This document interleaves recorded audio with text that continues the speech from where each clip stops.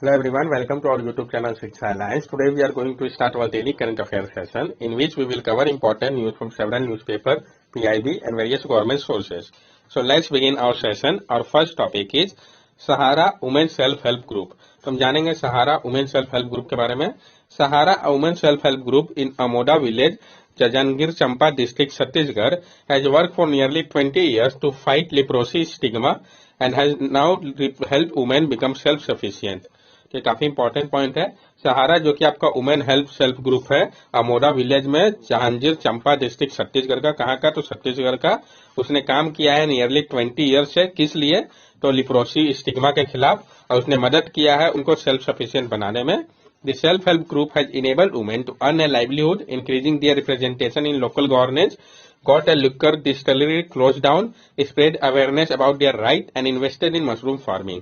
और self help group ने enable किया वुमेन को कि वो कमाए अपने लाइवलीहुड को, इंक्रीज किया उनका रिप्रेजेंटेशन को लोकल गवर्नेंस में, लिकर डिस्टिलरी को क्लोज करवाया वहां का, स्प्रेड किया अवेयरनेस को जो उनका अधिकार है उनके बारे में, और इन्वेस्ट किया मशरूम फार्मिंग पे। सहारा ने इंस्पायर किया जो फॉर्मेशन है more than 20 other self help group का अमोदा विलेज में। नेक्स्ट टॉपिक है हमारा झारनी योजन पोर्टल। तो आपका झारनी योजन पोर्टल जो है किस स्टेट का डायरेक्ट क्वेश्चन फ्रेम किया जा सकता है, इस पोर्टल में क्या है, सब कुछ हम डिटेल्स में जानेंगे। तो जैसा कि नाम बता रहा है Jharniyojan portal, Jharkhand government has launch a portal called Jharniyojan to ensure 75% local quota in private sector. Jharkhand government ने लॉन्च किया एक पोर्टल को जिसका नाम है झारनी योजन, ताकि वो इंश्योर कर सके 75% लोकल कोटा प्राइवेट सेक्टर पे।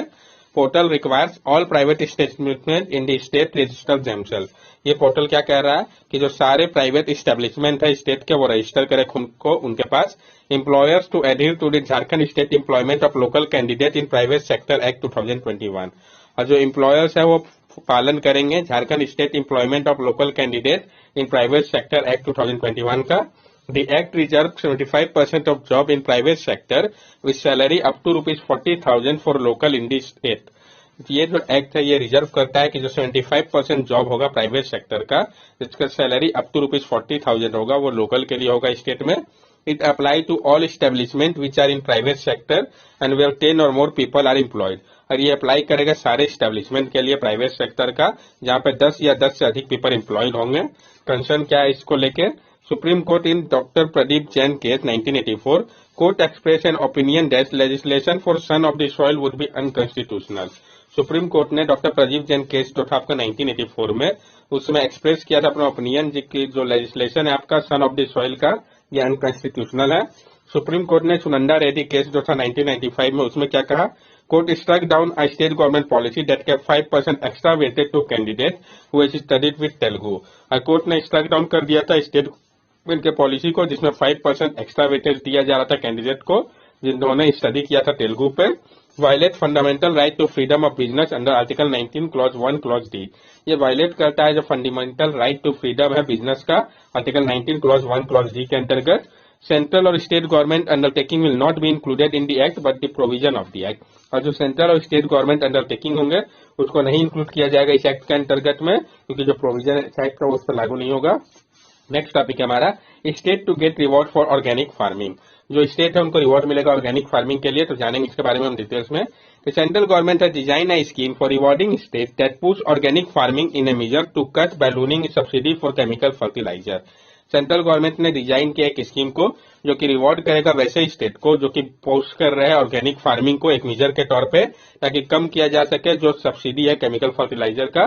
The scheme prime minister programme for restoration awareness nourishment and amelioration of mother earth. जो आपका स्कीम है PM Pranam, prime minister programme for restoration awareness nourishment and amelioration of mother earth.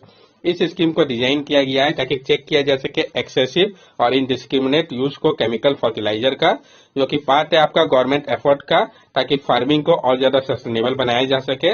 Robust agriculture growth, price stability of farm produce and sustainability are priorities for NITI Aayog in the farm sector. और जो robust agriculture growth है, price stability farm produce के लिए, sustainability, ये सारे कुछ priorities है नीति आयोग के फार्म सेक्टर के लिए। Features of the scheme. क्या फीचर्स इस स्कीम का? The scheme will have no separate budget and will be financed through the saving of the existing fertiliser subsidy under scheme run by department of fertiliser. ये जो scheme है इसके लिए कोई separate budget नहीं रखा गया, इसको फाइनेंस किया जाएगा जो सेविंग होगा एग्जिस्टिंग फर्टिलाइजर सब्सिडी का, इस जो स्कीम को रन किया जा रहा है डिपार्टमेंट ऑफ फर्टिलाइजर के द्वारा, उसी से 50% of subsidy saving will be pass on as a grant to the state that save the money. 50% जो सब्सिडी सेविंग होगा वो दे दिया जाएगा ग्रांट के तौर पर स्टेट को जो सेव करेंगे मनी को। 20% of the grant provided under the scheme can be used for asset creation related to technological adoption of alternative fertilizer and alternative fertilizer production unit at the village, block and district level।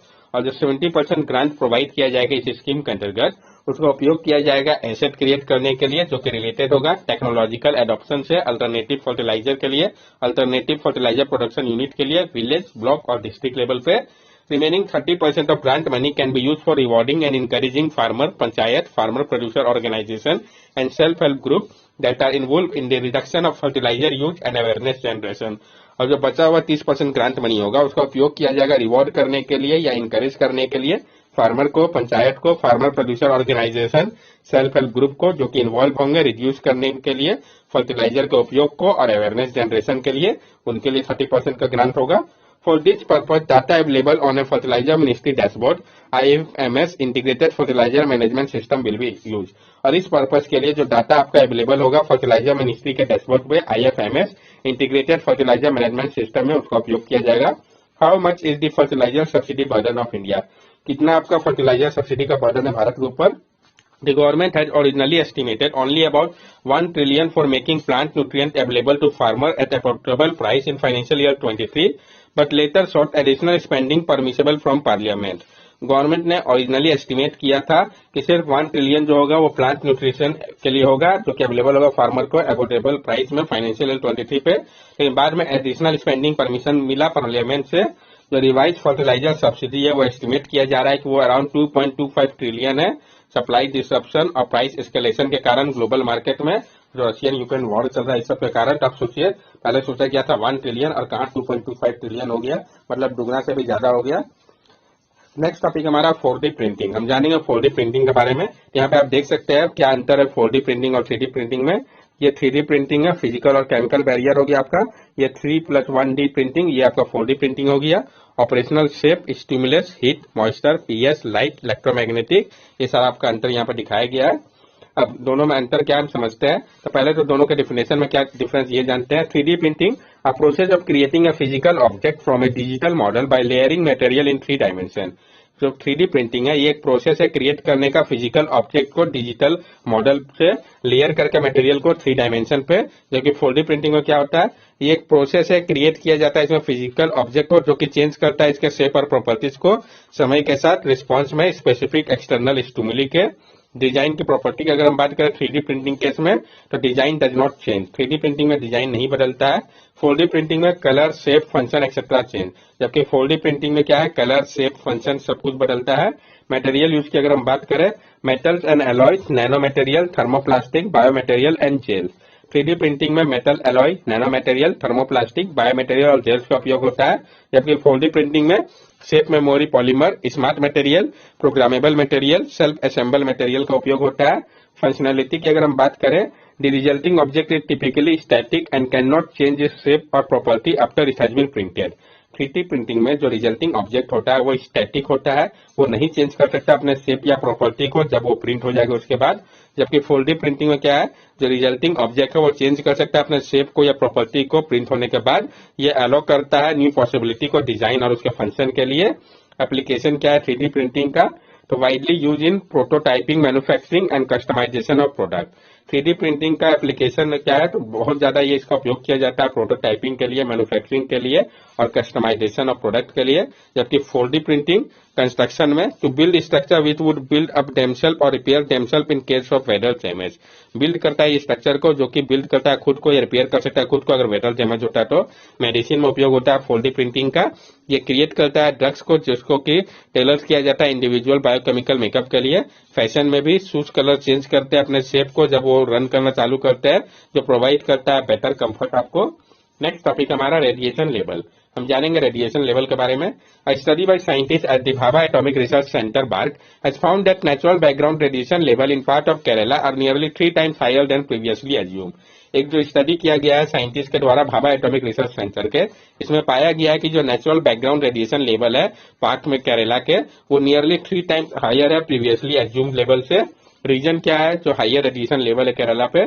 The presence of granite and basaltic volcanic rock had led to the higher level of radiation from uranium deposit in southern India. जो presence है आपका granite और basaltic volcanic rock, इसके कारण higher level of radiation हो रहा है uranium deposit से साउथर्न इंडिया के। Higher radiation level in Kollam Kerala are attributed to monazite sand that are high in thorium. और जो हायर रेडिएशन लेवल है आपका कोलम केरला का, इसको लिए एट्रीब्यूट किया गया है जो मोनाजाइट सैंड वहां पे प्रेजेंट है जो कि हाई इन थोरियम होता है। रिस्क क्या है इसका? तो अभी फिलहाल कोई एलिवेटेड हेल्थ रिस्क नहीं है ह्यूमन बॉडी पे हायर डोजेस ऑफ रेडिएशन का, लेकिन फ्यूचर में शायद हो सके, इस कारण इसको लेकर चिंता रखा गया है। रेडिएशन के बारे में हम जान ले, रेडिएशन होता क्या है। Radiation results from the disintegration nucleus of an unstable element. This can be from anywhere, including inside human body, constituent of matter, and natural sources such as rock, sand, or mountain. जो radiation है ये result करता है disintegrated nucleus of N unstable element के कारण। ये आपका कहीं से भी हो सकता है, जिसमें इनसाइड ह्यूमन बॉडी भी आता है, कंस्टिट्यूएंट ऑफ मैटर भी आता है, नेचुरल सोर्सेज जैसे कि रॉक, सैंड या माउंटेन भी हो सकता है। International Atomic Energy Agency (IAEA) specified public radiation exposure should not exceed 1 millisievert every year. India's average is 0.8 millisievert per year. और international atomic energy agency IAEA specify करता है कि जो पब्लिक रेडिएशन एक्सपोजर है वो एक्सीड नहीं करना चाहिए 1 मिलीसीवर्ट से प्रत्येक साल के लिए। इंडिया का एवरेज 0.8 का है, यानी जो टारगेट है उसी के अंदर है। लेकेज एंजाइम, हम जानेंगे लेकेज एंजाइम और इसके सिग्निफिकेंस के बारे में। An enzyme called leakage generated by a group of fungi has been found capable of degrading a variety of hazardous organic dye molecules that are regularly drained into water bodies after drying clothes in the textile industry. एक जो enzyme है जिसको कहा गया है लेकेज, जिसको कि generate किया गया है ग्रुप ऑफ फंगी की मदद से, ये पाया गया है कि ये कैपेबल है डिग्रेड करने के लिए बहुत सारे वैरायटी को hazardous ऑर्गेनिक डाई मॉलिक्यूल्स का, जो कि रेगुलरली ड्रेन हो जाते हैं वाटर बॉडीज में डाइंग क्लोथेस के कारण टेक्सटाइल इंडस्ट्री से। ये काफी ज्यादा यूजफुल हो सकता है लेकेज एंजाइम। सिग्निफिकेंस इसका क्या है? Enzyme promiscuity leakage show enzyme promiscuity capability of an enzyme to catalyse a reaction other than reaction for which it has been specialised. तो जो आपका लेकेज है ये शो करता है एंजाइम प्रोमिस्क्यूटी को, जो कैपेबिलिटी होता है एंजाइम का कि वो कैटलाइज कर सकता है रिएक्शन को अदर देन रिएक्शन को जिसके लिए वो स्पेशलाइज है, मतलब उसके अलावा भी काम कर सकता है। ये जो प्रॉपर्टी है इसका उपयोग किया जाता है डिजाइनिंग करने के लिए एंजाइम कोटेड कैसेट को, ताकि ट्रीट किया जा सके हेवीली डाई पॉल्यूटेड वाटर को नेचुरल सॉल्यूशन की मदद से, ताकि एनवायरनमेंट को ग्रीनर बनाया जा सके। नेक्स्ट टॉपिक है हमारा इंडिया लॉस्ट 3,60,400 हेक्टेयर फॉरेस्ट इन 5 ईयर, सेकेंड हाईएस्ट ग्लोबली। तो जो आपका एक रिपोर्ट है उसमें कहा गया है कि इंडिया ने लॉस्ट किया है 6,68,400 हेक्टेयर फॉरेस्ट को 5 ईयर में। तो जानेंगे इसके बारे में। एक जो नया रिपोर्ट है इसमें देखा गया है कि जो हाईएस्ट राइज हुआ है डिफॉरेस्टेशन द लास्ट 30 ईयर पे, जिसमें स्टार्क सर्ज रिकॉर्ड किया गया है 2015 से 2020 के दौरान बहुत ज्यादा सर्ज देखा गया है। इस रिपोर्ट में क्या पाया गया है कि जो कैटल रियरिंग है वो मेन काउज है ग्लोबल डिफॉरेस्टेशन का, इसके कारण लॉस जो है आपका बहुत ज्यादा एनुअली बढ़ा है। इसके बाद कल्टीवेशन ऑफ ऑयल सीड है जिसके कारण आपका 9,50,609 हेक्टेयर ऑफ फॉरेस्ट का लॉस हुआ है। Lodging is the third highest factor responsible for deforestation, causing around 6,78,744 hectare of annual deforestation globally. तो सबसे ज्यादा कैटल रियरिंग के कारण आपका ग्लोबल डिफॉरेस्टेशन हुआ है, उसके बाद आपका कल्टीवेशन ऑफ ऑयल सीड के कारण, देन लॉजिंग के कारण हुआ है। थर्ड हाईएस्ट फैक्टर है जो कि रिस्पॉन्सिबल है डिफॉरेस्टेशन के लिए। Report further revealed that while Brazil had reduced its deforestation from 2015 to 2020 level, Indonesia for the same period, India figure has only increased significantly. और इस रिपोर्ट में पाया गया है कि जो ब्राजील है इसने कम किया अपने डिफॉरेस्टेशन लेवल को 2015 से 2020 के दौरान, इंडोनेशिया ने भी सेम पीरियड में, लेकिन जो इंडिया है उसका फिगर बढ़ा है काफी ज्यादा। नेक्स्ट टॉपिक है हमारा वायना कन्वेंशन ऑन डिप्लोमेटिक रिलेशन 1961। तो जो आपका वायना कन्वेंशन है डिप्लोमेटिक रिलेशन को लेकर 1961 का, इसके बारे में हम जानेंगे, पहले भी कंसिडर कर रखा है। ये फोर्स में आया था आपका अप्रैल 24, 1964 पे। ये जो कन्वेंशन है आपका ये नियरली यूनिवर्सली रेटिफाई किया गया था, जिसमें पालू और साउथ सूडान जो है ये एग्जेम्पशन है। ये प्रोवाइड करता है एक कंप्लीट फ्रेमवर्क को, ताकि स्टैब्लिश किया जा सके, मेंटेन किया जा सके और टर्मिनेट किया जा सके डिप्लोमेटिक रिलेशन को, जो कि बेस होगा कंसेंट के बीच में इंडिपेंडेंट सॉवरेन स्टेट के। ये कोडिफाई करता है लॉन्ग स्टैंडिंग कस्टम को डिप्लोमेटिक इम्यूनिटी का, जिसमें डिप्लोमेटिक मिशन को ग्रांट किया गया है प्रिविलेज को। ये इनेबल करता है डिप्लोमेट को कि वो फंक्शन करे बिना कोई डर के, बिना कोई कोहर्सन के, बिना कोई हैरेसमेंट के होस्ट कंट्री पे। ये अफर्म करता है कि जो कॉन्सेप्ट है इनवायलेबिलिटी का डिप्लोमेटिक मिशन के लिए, ये one of the enduring corner stone है इंटरनेशनल डिप्लोमेसी के लिए। आर्टिकल 22 वेना कन्वेंशन का क्या कहता है, तो ये डील करता है ऑब्लिगेशन को लेके, जो कि प्रीमाइस को है मिशन का। जो रिसीविंग या होस्ट स्टेट है, ये मैंडेट किया गया है कि वो सारे अप्रोप्रिएट स्टेप ले प्रोटेक्ट करने के लिए प्रीमाइस को मिशन के, कोई भी अगर इंट्रूशन या डैमेज होता है तो यानी प्रोटेक्शन प्रोवाइड करता है। That's all for daily current affair session. अगर आपको हमारी वीडियो अच्छी लगी हो तो हमारे चैनल सब्सक्राइब करें, हमारे वीडियो को लाइक करें और ज्यादा से ज्यादा शेयर करें। These are our social media link. From here also you can stay connected with us and give us your valuable feedback. Thank you and have a nice day.